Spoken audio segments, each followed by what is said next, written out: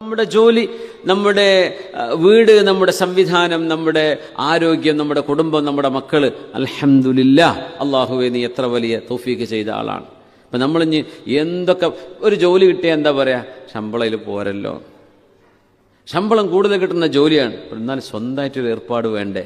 സ്വന്തമായിട്ട് ഏർപ്പാട് തുടങ്ങി. ഇപ്പോൾ പറയും എന്നാലിപ്പോൾ ഇങ്ങപ്പോൾ അത്രയൊന്നും ആയില്ലല്ലോ, അതുകൊണ്ട് ഇപ്പോൾ കാര്യമായിട്ടൊന്നും ഇവിടെ ഒരു വീട് വാങ്ങാനൊന്നും പറ്റണില്ല. സുബ്ഹാനല്ലാഹ്. പിന്നെ ഒരു സമയം വരും, അല്ലാഹുവേ ഈ കട്ടിലിൽ നിന്ന് എനിക്ക് ഒറ്റക്കൊന്ന് എഴുന്നേറ്റിരുന്നാൽ മതിയായിരുന്നു.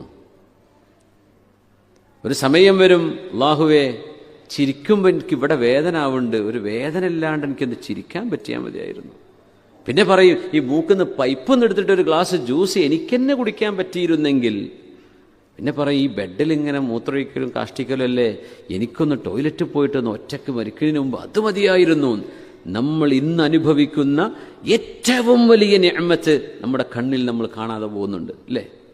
നമുക്കൊരു സമയം വരും, ഈ ഓക്സിജന്റെ പെട്ടില്ലാണ്ട്, പടച്ചോനെ ആസ്മ ഇല്ലാണ്ടൊന്ന് ജീവിക്കാൻ പറ്റിയിരുന്നെങ്കിൽ, ഒരു പല്ലുവേദന ഇല്ലാണ്ട് ജീവിക്കാൻ പറ്റിയിരുന്നെങ്കിൽ, കാല് മടങ്ങണില്ല, നടക്കാൻ പറ്റുന്നില്ല, അനങ്ങാൻ പറ്റുന്നില്ല, റബ്ബേ എൻ്റെ കാല് വെച്ച് ഒരു വടി പിടിച്ചിട്ടാണെങ്കിലും എനിക്ക് നടക്കാൻ പറ്റിയിരുന്നെങ്കിൽ. ഇത് കൊതിച്ചു പോകുന്നൊരു സമയം വരുമ്പോഴാണ് നമ്മളൊക്കെ എത്ര വലിയ നിഅമത്തിലായിരുന്നു എന്ന് തിരിച്ചറിയുള്ളൂ. അതുവരെ നമുക്കത് ബോധം വരില്ല. ഇല്ല ഇല്ല ഇല്ല എന്നേ പറയുള്ളൂ.